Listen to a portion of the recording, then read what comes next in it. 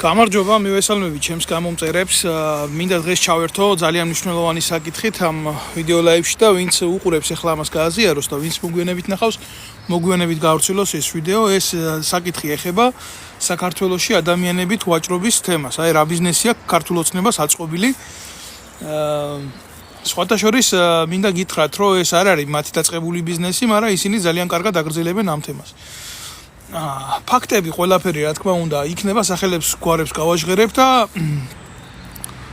მე მინდა რომ დეტალურად მიაქციოთ ყურადღება სქემას, დანაშაულებრივ სქემას, ვინ ტრიალებს ამაში და რა სანათესაო ჯგუფები არის დაკავებული აი ამ ბიზნესით და თქვენ ვერ გაიგებთ აქ რა ქართული ოცნება მარტო ყოფილი ხელისუფლების წარმომადგენლებია მარტო ვინ არის კერძო პირებია მარტო ფაქტია რა მოქმედებს სერიოზული კარტელი ჯგუფი რომელიც ძალიან სერიოზულ ფურს მუშაობს და აკეთებს ადამიანის სისხლზე და ხორცზე ეს არის საერთაშორისო წესით აკრძალული ბიზნესი რომელიც ნარკოტიკზე იარაღის გაყიდვაზე მეტი უფრო საშინელი დამანგრეველი ამაზრზენი საქმეა მაგრამ დღევანდელ ხელისუფლებას და დღევანდელ შინაგან საქმეთა სამინისტროს ეს არაფერში არ ადარდებს, ეს არის ისეთი ფული, რომელიც არსა და არ ჩანს, ეს არის შავი ფული, რომელიც არსა და არასდროს არ ითულება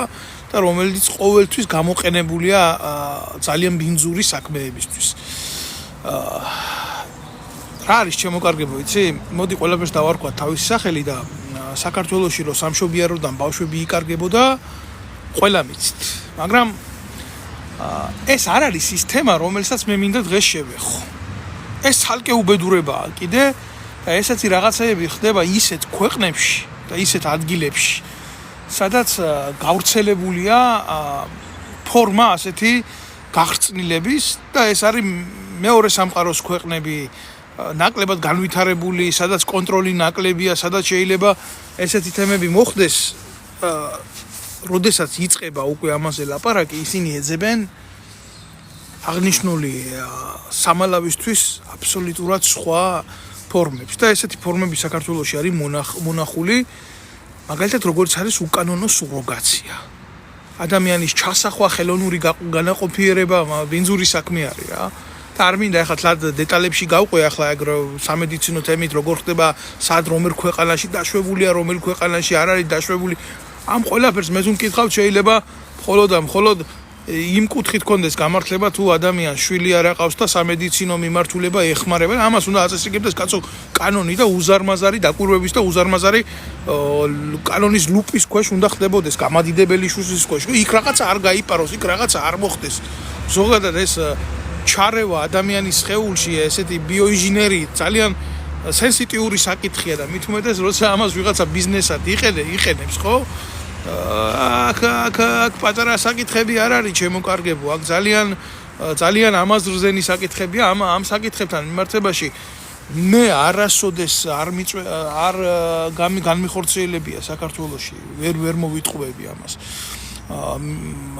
მონიტორინგი მაგრამ ვინც აკეთებდა ამ საქმეს ვინც ავლენდა ესეთ კრიმინალს და სხვათა შორის პირდაპირ მაშინ არ იყო ეს რაღაცა ვიღაცის პადლის ქვეშ არ ხდებოდა ამას აკეთებდა ოფიციალური კლინიკები საქართველოში და ადამიანი რომელიც ამ ყველაფერს ამხელდა თამარ ხაჭაპურიძე და ამხელდა როგორც პროკურატურის დონეზე საპარლამენტო ტრიბუნის დონეზე ზუსტად იმსეთ საქმეს აკეთებდა როგორცაც მე ოღონ მე შეერაღებული ძალების მიმართულებით ვაკეთებდი ამ საქმეს და ის იყო ორიენტირებული აი ამ მიმართულებით ამბობდა რომ საქართველოში ჩამოდიან უცხოეთიდან არატრადიციული წყვილები უკვეთავენ ადამიანებს არჩენენ ამ ეგრეთ წოდებულ ჰოსპიტალებში ხდება ჩასახვა ბავშვების და შემდეგ გაყვანა ხდება აი ამ არატრადიციული წყვილებიდან საქართველოში გაჩენილი ბავშვების რომლების დედებიც არიან ქართველები და ამაში ტრიალებს უზარმაზარი ფული და რა თქმა უნდა ეს ხდებოდა შინაგან საქმეთა სამინისტროსი და პროკურატურის ნებართვით და მთელი დოკუმენტაცია აქვს ამ კაცს წარდგენილი საბუთებით ბავშვების სახელებით გვარებით და იმდენად ამაზრზენი მასალა არის რომ ამას მე რო ჩავხედე აი გული შემიწუხდა მოკლედ აი თურმე რამხელაზე შეიძლება საქართველოში მიუშვან აი ეს ამაზრზენი საქმიანობა რა. შედეგებს აი ამ ყველაფრისას არასდროს არ დაუყოვნებია ეს ქალბატონი მის ოჯახთან ერთად დღეს არის პოლიტიკური დევნილი ინგლისში, იმიტომ რომ მას დაესხნენ თავზე, ის დააპატიმრეს ქვეყანაში და ვიღაცა ხულიგანი ტიტუშკა კი არ დასხმია თავზე. დაესხა საქართველოს უზენაესი სასამართლოს ერთ-ერთი წევრი. სახელი და გვარი ახლა ზუსტად არ მიწერია, ამათ იდიოტების სახელებს და გვარებს რა დაიმახსოვრებს, მაგრამ დეტალები მაქვს და გამოტანილი მაქვს 1000 ჯერ მაქვს გამოტანილი საჯაროზე, თავიანთი ფაქტებით და მტკიცებულებებით და ამაზე არაერთი სიუჟეტია კაცო მომზადებული და დაესხა ვის იცი? ხაჭაბურიძეს კი არ დაესხა ამ ხალხს. მის არასრულწლოვან შვილს დაესხა თავზე. ეს არ არის პირველი შემთხვევა. და ბავშვს მიაყენა ფიზიკური დაზიანება. რო გამოიძახეს პოლიცია, დაადასტურა პოლიციამ, რომ ბავშვი იყო და მცირეწლოვანი იყო დაზარალებული, ხო? ნაცვლად იმისა, ამის წინააღმდეგ მომხდარიყო, ამ ეგრეთ წოდებული მოზამართლის წინააღმდეგ მომხდარიყო სამართლებრივი სანქციის გატარება, მოკიდეს ხელი ამ ცოლ-ქმარს და წაიყვანეს ციხეში, წინასწარ დაკავების საგანში. ესე იგი, ჯერ ამხელა სტრესი თვითონ ამ ოჯახისთვის, მერე ამხელა სტრესი იმ ბავშვებისთვის რა და ზოგადად მთელი სისტემისთვის და სამართლისთვის. ახლა მე ამას რატო ვეხები, იცი, რომ თქვენ წარმოდგენა გქონდეთ, როგორ იქცევა სისტემა, როდესაც მიადგები აი ამ შავი ფულის ოფშიაქს რა, თავარ წყაროს. ხო და ეს ქალი პირდაპირ აჯდა აი ამ თავარი წყაროს როგორ გითხრათ, ხუმელს და პირდაპირ აკრობდა იქ მიმდინარე ცეცხლს და ვინ აპატიებდა ამას, ამ საცოდავ გოგოს პირდაპირ ვიტყვი, ამან მოისპო საქართველოში თავის ცხოვრება. პირდაპირ ვიტყვი ამას, იმიტომ რომ ქმარი აფხაზეთის ომის ვეტერანი. ვიღაცა კი არ იყო, ვიღაცა აი პაცანი ბიჭი, ჰაი დაიმაი, ნაომარი ჩვენი ქვეყნის გულისთვის. ოფიციალური სტატუსით საქართველოს ტერიტორიული მთლიანობისთვის მებრძოლი ბიჭი. რა უქნეს, იცი, როგორც ხულიგანი ისე შეაგდეს იმაში, რა ქვია, კამერაში. მერე ქმარი გამოუშვეს და დაუწყეს ვაჭრობა. თუ უნდა მის ცოლს გარეთ ყოფნა რომ გაჩუმებულიყო. ძალიან დიდი და ბინძური ამბავია. და ამ საკითხზე რატო ვლაპარაკობ ახლა? დიღომში, ვაკეში, ვარკეთილში, რაც ქართულმა ოცნებამ დაიკავა კავშირი ჩინეთის კომუნისტურ სახალხო რესპუბლიკასთან, ჩინეთიდან დაიწყო არალეგალური ემიგრანტების შემოსვლა და გახადეს იქ უკანონო სუროგაციის ცენტრები. ვინ მოიკითხავს ხალხო? ხალხმა ჩინური არ იცის. ყვითელკალიანების ბიზნესი აქვს ჩამოყალიბებული, იქ ტაილანდელები ჩამოდიან, იქ სხვადასხვა ადამიანები ჩამოდიან და მთელი უბედურება რა არის, იცი? ვიღაცა მალხაზ შაიშმელაშვილი, მე როგორც მოვიკვლიე და დავადგინე ეს ამბავი, მიაქციეთ გვარს ყურადღება, ეს არ არის ჩვეულებრივი გვარი. ეს არის ეგრეთ წოდებული მამა მიქაელის ტყავში შემზრვალი ყანდური ნაბიჭვარი, რომელსაც აქვს თავისი სასახლე მიქირავებული ამ გაუკუღმართებულ ადამიანებზე, რომლებიც ეწევიან უკანონო ჩასახვის საკითხს, ჯერ რელიგია საპატრიარქოს მიუმართავ, თქვენ ზაღლის შვილებო, თქვენ სატანის ლეკვებო, თქვენ მამა არღნიანებო, რა ვიცი რა ფერ შეგურაცხოთ, ნეტავი არსებობდეს რამე, ჩემ ლექსიკაში კი არა, ზოგადად დედამიწაზე არსებობდეს ისეთი შეურაცხყოფელი სიტყვა, რომ თქვენ შეიძლება მოგაყენოთ. რელიგია და მართლმადიდებლური სამყარო ზოგადად უარყოფს ადამიანის სხეულში ჩარევის გზით სიცოცხლის მოვლინებას. და თქვენ არ იცით, ბიჭო, სახლს ვიზი აქირავებთ? თქვენ ამნაირი მიამიტები ხარ, თქვენ კიტოვანის და თქვენ თენგიზ სიგუას და თქვენ ჯაბა იოსელიანის გმირად გამსახებელო ნაბიჭურებ, ყველას ეხება, ეგ ვინც ახართ, მაგ თქვენი დედა მოვთხარ და აბსოლუტურად დაუზოგავად იმავშვები, რა ქვია, გეუბნებით ყველას. დიდიან პატარიანად, ვინც ახართ ასეთ საქმეებში გარეული. უი თქვენი დედა შევეცი.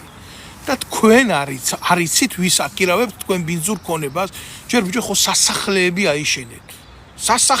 აიშენეთ და მე აკირავებთ ამ ქონებას ისეთი საქმიანობისთვის რომელიც პირდაპირ ეშმაკზია სულმიყიდული რა ვიცი რო ჩახედოთ იმ იონეს გამოცხადებას ხელოვნური განაყოფიერებით მოვა ანტიქრისტეო და აი ასეთ რაღაცეებზე გაქვთ მიყიდული სული და ეს მალხაზ შაიშმელაშვილი ვინ არის ეხლა ეს მალხაზ შაიშმელაშვილი რა არა ქართული ტომის ნაძირალა რომელიც საპატრიარქოში არის შემძვრალი და ვისი ნათესავია იცი აი იმ ირაკლი შაიშმელაშვილის ნათესავია ეს ნაბიჭვარი რომელიც თავდაცვის სამინისტროში ბავშვების წამებას ხელს აფარებდა და 1000 ჯერ მიტყვია მე ეს მერე გახარიამ გადაიყვანა შინაგან საქმეთა სამინისტროში შინაგან საქმეთა სამინისტროდან მფარველობდა აი ამ სუროგაციის ბიზნესს მფარველობდა 1000 სიმახინჯეს კომატოზურ მდგომარეობაში აგდებდა ხალხს პირდაპირ ახდენდა ეგრეთ წოდებული გეგმების შემუშავებას როგორ უნდა დაერბია ხალხი მერე გაიპარა ეს ნაბოზვარი ამერიკაში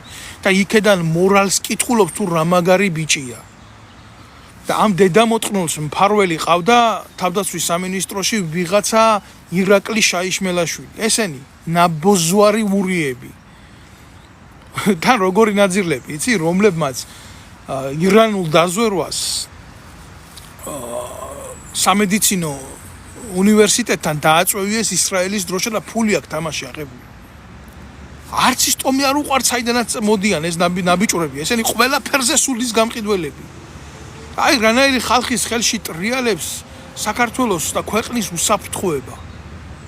და ეს პროცესები როცა მიდის არასწორად და ნაყოფი ასრულებს თავის პროცესს, ადამიანის სიცოცხლეზე მაქვს, კაცო რა ფორმითაც არ უნდა იყოს საუბარი რა.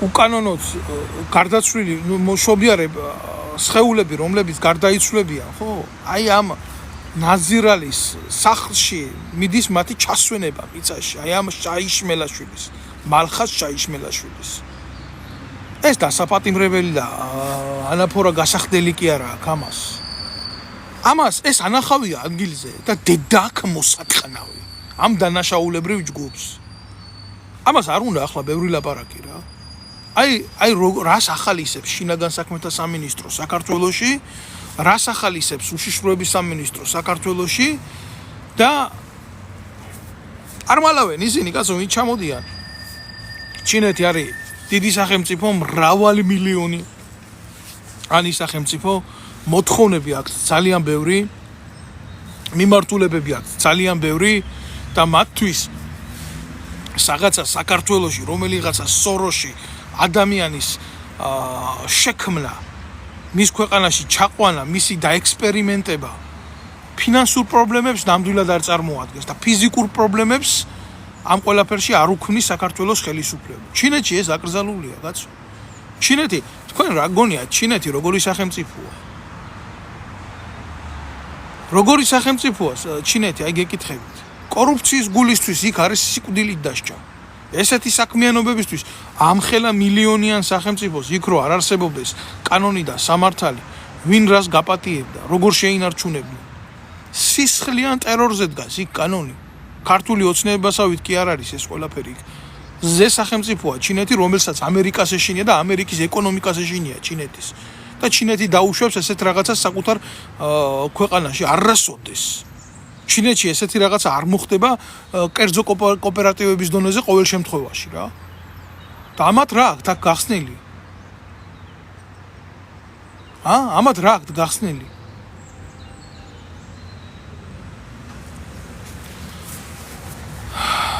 რა ვიცი. სქემა არის ძალიან მარტივი რა. საქართველოში ეს მოღალატეობრივი დანაშაულებრივი ჯგუფი რომლებსაც აქვთ ქსელი რომლებიც არის კარტელი ვაჭრობს ადამიანის სხეულებით რა ძალიან დიდი ბიზნესია და ეს შეიშმელაშვილები მე ახლა არ გამიგოს არავინ ცუდად რა პატიოსან შეიშმელაშვილებთან საქმე არ მაქვს მაგრამ ეს მალხას შეიშმელაშვილი, ირაკლი შეიშმელაშვილი, ეს გიორგი შეიშმელაშვილი. ესენი არიან ყველა სისხლის სამართლის დამნაშავეები და ეს არ არის შემთხვევით ერთი გვარის წარმომადგენლები რა. აი აქ სერიოზულად ნამუშევარი უცხო ქვეყნის საგარეო დაზვერვას. და ეს ხალხი თანამდებობაზე იყვნენ და ეს ხალხი მფარველობდნენ აი ასეთ სისაზიზღრეებს საქართველოში და მერე გამოვლიან და იტყვიან რომ ეს დამთხევა ჩვენ ერთმანეთის ნათესავები არა ვართ, ჩვენ უბრალოდ იდეოლოგიურად უჭერთ ერთმანეთს მხარს და ასე შემდეგ და ასე შემდეგ. სერიოზულ პრობლემაშია მთელი ერი და მთელი ქვეყანა და ყველას ვთხოვ ვინც არის ელემენტარულად პატიოსანი ადამიანი დარჩენილი რა. ნუ გაჩუმდება ამაზე. ნუ გაჩუმდება თუ არა საქართველოს დაგვიდგება ისეთი დრო შეიძლება თქვენი შვილები დაიჭირონ და ისინიც კი გაყიდონ ნაწილებად. მალე შეიძლება ამაზეც გადავიდნენ ეგენი. საქართველოს დღევანდელ ხელისუფლებას აქვს სრული ინფორმაცია ამ შაიშმელაშვილების მოქმედი ბანდის შესახებ.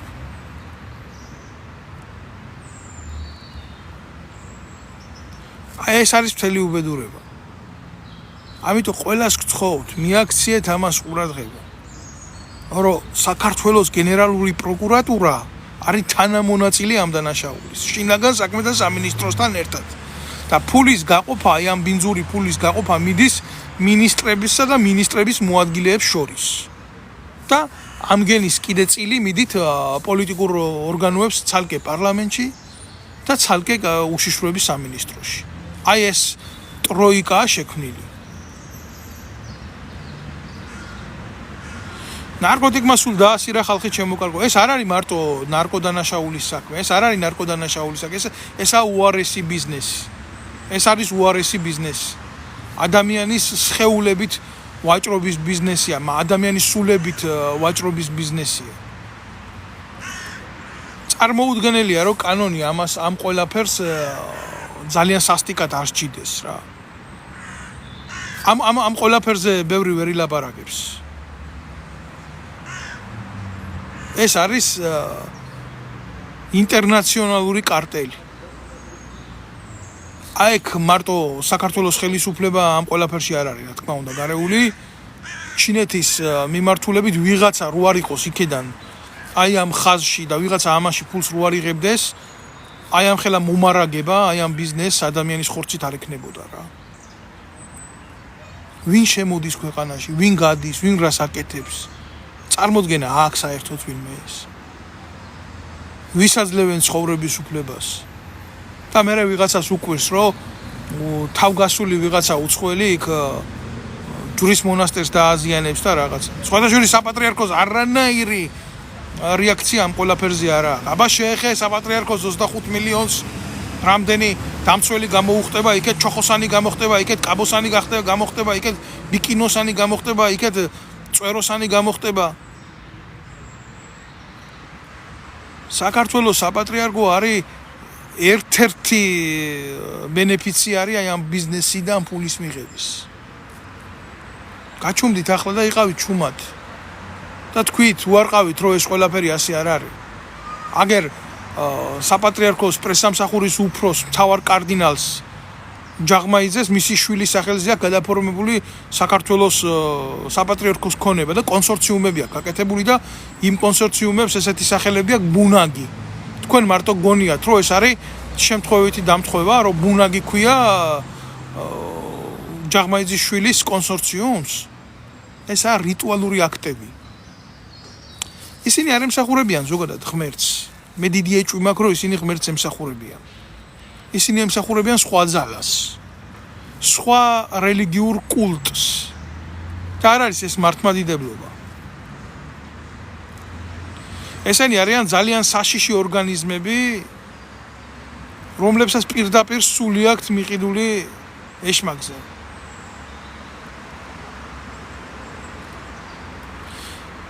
მე არ ვიცი ჩემო კარგო სტალინი და ჰიტლერი ჭირდებაო ქვეყანას იმის გულისთვის რომ ქვეყანაში გქონდეს წესრიგი სტალინის და ჰიტლერის ნატრობა არ არის აუცილებელი.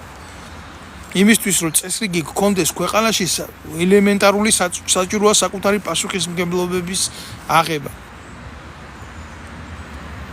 თქვენ როგორ გონიათ საბჭოთა კავშირი რო დაინგრა და ესეთ რაღაცას ადგილი ქონოდა საქართველოში მოსახლეობა რას იზამდა ლინჩის წესით გაასამართლებდა ყველა სად არის ცნობიერება საზოგადოებრივი ინდონეზია განეიტრალებული და ინდონეზია გარდაქმნილი ასე გიქნია მაგ რა ატომური ბომბი გააკეთეთ უგინდა საქართველოში პრეტენზია არ ექნება აბსოლუტურად არავის ოღონ პირად სივრცეში არ გადახვიდე ვინმესი და ოღონ ვიღაცის პირადი კეთილდღეობა არ შეზღუდო და ქვეყანას მას მოსწყნია დედისტრაკი რა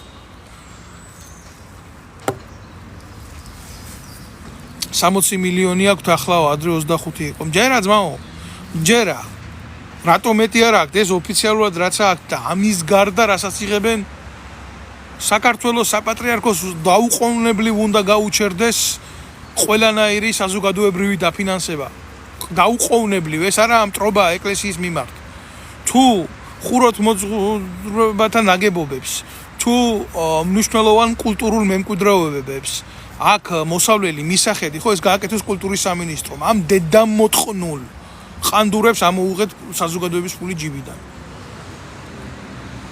ამ მოღალატეებს შექმნან ქვეყანაში ისეთი სასულიერო ღირებულებები რომ საზოგადოებას თვითონ გაუჩნდეს მათი დაფინანსების სურვილი დასაწოვებები არიან გერა სარზე არიან გასო გასასმელები აბა თქვენ რა გონიათ ქუსლები რო დააჭრა ვახტანგ გორგასალმა რატო დააჭრა ყოველ დროში იყო ესეთი გარყვნა და ამიტომ დააჭრა უტირა ყოფის ღმერთი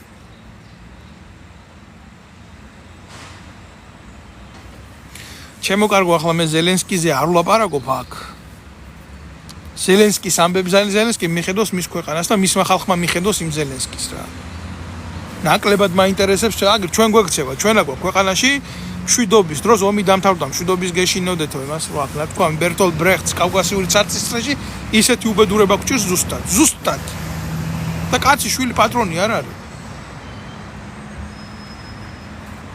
ძალიან საინტერესო იქნება თვითონ ამ თამარ ხაჭაპურიძის დიალოგი ამ ყველაფერთან დაკავშირებით რა სიტყვის რა კომენტარს გააკეთებს ამ ყველაფერზე საჭიროა რომ ამ ადამიანმა ამოიღოს ხმა და იმ ემიგრაციიდან აი როგორც მე ვარ გამოვიდეს და ილაპარაკოს თვითონ ილაპარაკოს ამ ყველაფერზე იმიტომ რომ ძალიან დიდი კომპეტენცია და ძალიან დიდი ინფორმაცია აქვს ამ ყველაფერთან მიმართებაში მაგრამ ვერავის ვერ ვეტყვი ვერ დავაძალებ ამას იმიტომ რომ ეს იმხელა ბიზნესის საქმეა არ უნდა შეიძლება რისკის ქვეშ დადგეს და დააყენოს თავისი ოჯახი და მე მესმის კაცო მე მესმის მოდი ჯერ მისი ტყავი ჩაიცვი ერთი რა უსამართლოდ შედი ციხეში ტერორი განახორციელონ შენ ოჯახზე შენ ქმარზე შენ შვილებზე მცირეწლოვან ბავშვებზე ფიზიკურად შეეხონ მაგრამ საინტერესოა იმდენად ეგზისტენციალური პრობლემაა ჩვენი ქვეყნის ეს რომ ამაზე უნდა ილაპარაკოს ადამიანმა რომელსაც აქვს დეტალური ინფორმაცია ამ ყველაფრის შესახებ მე მინახია ამ ქალბატონის გამოსვლები პარლამენტში თუ ვინ იბრალებს ბიჭო საქართველოში ვაშკაცობას თქვენ იბრალებთ ვაშკაცობას თქვენი დედა მოვტყან თქვენი აბა მიდით და ერთი გაუბედეთ პროკურორს იმნარი ლაპარაკი პირში რასაც მაგ-ხალი აკეთებდა მე კიდე ვიტყვი რომ აი მე ასეთი ფორმის გამოსვლები საქართველოში არ მქონია იმიტომ პარლამენტში ერთხელ ორჯერ რო შემიშვეს მეორედ აღარ მესამე და მეოთხედ აღარ შემიშვეს იქ რო ამ თავდაცვის და უსაფრთხოების კუთხით რაღაცა მეთქვა და ამათთვის კონკურენცია მემალებოდნენ პარლამენტში ეს არ ვიცი ეს გოგო ისე მოხდა ამ პროკურორის წინ რომ ადგა და ყველაფერი პირში დაახალა ვინ აპატიებდა ამას რო არ მოკლეს ეთყობა მადლობა უნდა თქვას მაგრამ იმდენად აუცილებელია ეს ეგრეთ წოდებული ჭორვიზიები როა და პოლიტიკური ტრიბუნები ხან რურუების ხან ეგრეთ წოდებული ტელევიზიების ხა საზოგადოებას ნაკლებად აკდობა ამათ მიმართ ეს უნდა ილაპარაკოს ამ საკითხის შესახებ უნდა ილაპარაკოს ისეთმა ადამიანმა ვისაც აქვს სიღრმისეული დეტალური ინფორმაცია დიდი სიამოვნებით მოვისმენ ასეთ რაღაცებს იმიტომ რომ ფაქტია რა ვისაც ნამუშევარი აქვს ამ საკითხებზე იმიტომ რომ ფაქტია რა რომ საქართველოში აი ეს ადამიანის ხორცის ბიზნესი არსებობს კაცო ჰე კაცებო იმას სააკაშვილის ძუკნას სანდრუნგს რო უძახოდით სანდრა ყასაბი სანდრა გასაგებია ის კი ყველაფრის მკადრებელი იყო და ვიცი ჩვენ ციხეებში ორგანოებს რო აჭრიდით პატიმრებს და 1000 უბედურებას აკეთებდით და ვიღაცა ორგანო რო დაჭირდებოდა რაღაცა უცხოეთში ადამიანს, ჯერ ტუბერკულოზით აავადებდით ადამიანს და მერე იქ მიდიოდა ქირურგიული ჩარევები ციხეში და ამოკვეთა და ისე სხვადასხვა ორგანოების გაყიდვა და აბა რა მიცვალებული თუ მოკვდა ის უნდა გაიხახოს და ისე უნდა ჩაბარდეს პატრონს და ორგანოები მიდიოდა იქ შაუბაზარს. ვიცით ეს ასე რო იყო და ქართულმა ოცნებამ რო შეგინდოთ. ეს საქმე ვიცით, მაგრამ თქვენც რო გაქვთ ხორცის ბიზნესი? ახლა დავარქვათ ბიძინა ივანიშვილს, ბერა ივანიშვილს, დუტა ივანიშვილს, უტა ივანიშვილს, გვანცა ივანიშვილს.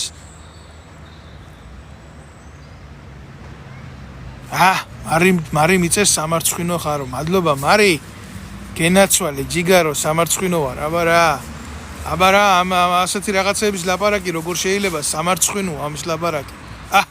არა კაცო, ოღონ ამაზე არ ვილაპარაკო და ნუცა ბუზალაძის ტრაკზე რო გელაპარაკო არ გინდა?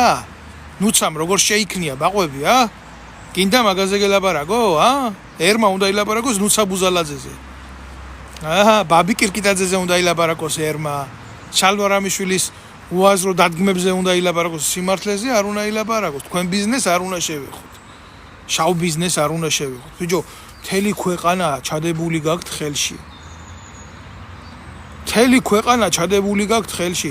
ოქროს ყიდით ქვეყნიდან 7 ტონა ოქრო გადის წელიწადში. ისეთი პატარა ქვეყნიდან ყველაფრის ექსპორტი რო გაქვთ ქვეყანაში, იმპორტს აკეთებთ მარტო ოქროსას. ეს არ ყოფნით. ქვანახშირს ყიდით, ელექტროენერგიას ყიდით, სხვადასხვა სიკეთეებს ყიდით. ადამიანის ხორცს რო არ მიდგომოდით, თქვენ დედა ატირებულებო, ხო შეიძლებოდა რა. ხო შეიძლებოდა. 3,800,000 კაცი დარჩა საქართველოში, მეორე გვარი არის მამედოვი სიმრავლით. ადამიანის ხორცს რო არ მიდგომოდით, ხო შეიძლებოდა.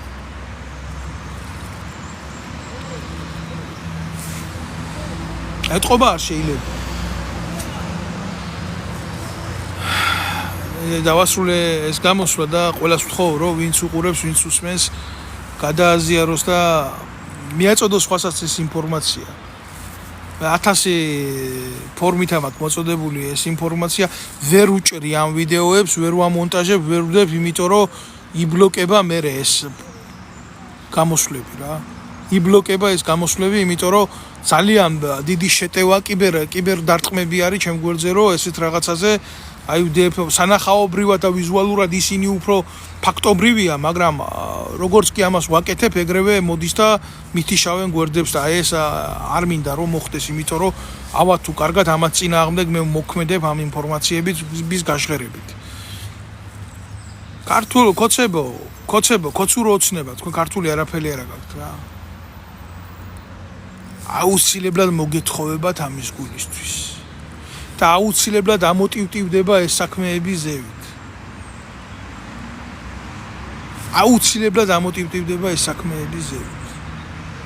თქვენ ამას არავინ არ გაპატიებთ. თქვენ სისხლიანო ნაძირლებო. თქვენ ახართ საერთაშორისო დამნაშავეები. всё. Finita la comedia, დავასრულე.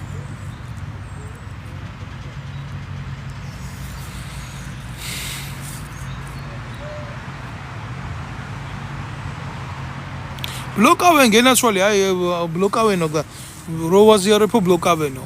თქვენ გააზიარეთ. აუცილებლად მე მიაწოდეთ ინფორმაციას ხო. გინდა პირაჩი, გინდა იმაში. საქართველოში არ არსებობს არც ერთი პორტალი, სადაც ინფორმაციას განათავსება. არც პირდაპირ ვიტყვი აგერ. არც ჟურნალისტური, არც პრესის მიხედვით, არც მედია საერთოდ მკვდარია. თუ ვინმე ბლოგერი რაღაცა სიმართლეს იტყვის, კიდე იმას შეიძლება მოусმინო ადამიანმა. და დაბლოგავს და გამოთქვამს თავის ასწორე. აი ამ პრესას, აკადემიური ჟურნალისტიკით რაც იბეჭდება, ყურადღება არ წაიკითხოთ, არ ჩათვალოთ. იმაში სიმართლე არ არის, იმაში არის სიმახინჯის შევრცელებული ვიღაცის ნარატივი, რომლის უკანაც დგას ფულადი ინტერესი. всё, მეტი არაფერი. თუ ამ თემას ვინმე აჟღერებს, იმიტომ კი არა რომ სიმართლის გაკეთება უნდა ტელევიზიებიდან გულისხმობ.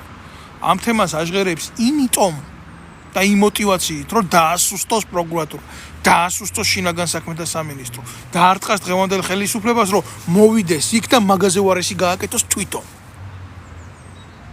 ეგრეთ წოდებული ოპოზიციიდან. ხაზარაძე ნაკლებს გააკეთებს? ცოცხლად უტირა ხალხს დედა სახლები კარები წაართვა. ადამიანის ძვლებზე აქვს ბიზნესი გაკეთებული. ტიპი რომელიც ამაზე მოაწერს ხელს, იმას არ მოაწერს, იმაზე არ და ხელოვნებას და ლიტერატურას ეფარება უკან. და აფინანსებს ისეთ ხელოვნებას და ისეთ ლიტერატურას ბოდიშით და მამაკაცის სასქესო ორგანოზე როა და ქალის საშოზე როა ლაპარაკი და მათ სექსუალურ კავშირებზე და ასე შემდეგ. თანაც ვულგარულად ბინძურად გადმოცემული, რომ რაც შეიძლება მეტი დააზარალოს ქართული ფსიქიკა, ქართული კულტურა, ქართული მორალი, რომ მე აი აქედან განაყოფიერებულმა და გაბჟნილმა საზოგადოების ცნობიერებამ სიბილწით არ მოიცალოს აი ესეთი საკითხებისთვის, როგორცაც ესენი ჩადიან მე ირიბი გზით. ჰიბრიდული ომის სპეციალისტები გამოვლიან ეს ნაბოძვარი შაიშმელაშვილები დაიწყებენ რაღაცას ქადაგებას. აი რა არის ამათ ჰიბრიდული ომის შედეგი? კომპლექსური უბედურება ჩვენ რაც გვჭირს. მე რაზე უნდა ვილაპარაკო, ჯიგრებო? რაზე უნდა დავჯდე და რაზე უნდა დავიწყო ინფორმაციის გადმოცემა, როდესაც თავს და ბოლოს ვერ ვნახულობ უკვე.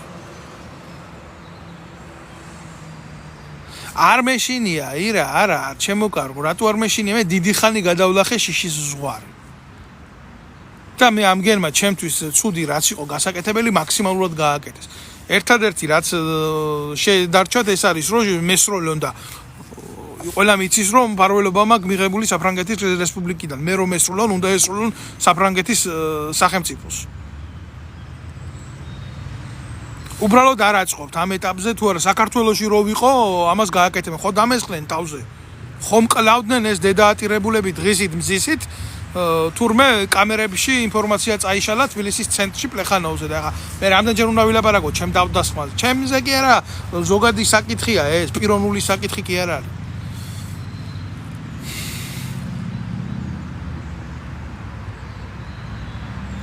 ნაცების ქცევა ვიცით, მაგრამ კოცები თუ ამ საქმეში მონაწილეობენო, ეს სიკვდილის ტოლფასია. სიკვდილის ტოლფასია, ძმაო, მონაწილეობენ კი არა პირდაპირ ვენით აქ, ასე აქვს გახსნილი ეს ამ ბიზნესზე თემა და აზიან თემას. და კომპლექსური თემაა ესა ჰიბრიდული ომის შედეგი საქართველოში. მაგარი მოწყვლადი სერიოზული ხალხია ამ ყველაფერში ჩარეული. მარტო ექიმები და მარტო მედიკოსები დარჩენილი უსამსახუროდ და ზოგი ლიცენზია წართმეულები კი არა. ცალკე სამართალდამცავები, ცალკე მომარაგების სპეციალისტები და ცალკე ვინ. ცალკე ეგრეთ წოდებული ნაბიჭვრები, ცალკე კილერები, ყველა ამ ბიზნესში ტრიალებს. სერიოზული ფული იშოვება ამ ბიზნესში. და სამღვდელოება. საპატრიარქო. იღებთ ხო მილიონებს?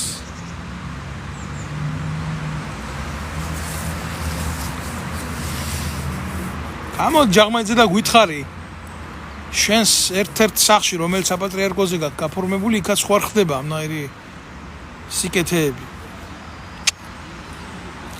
რას ვაფინანსებთ? რას აფინანსებს?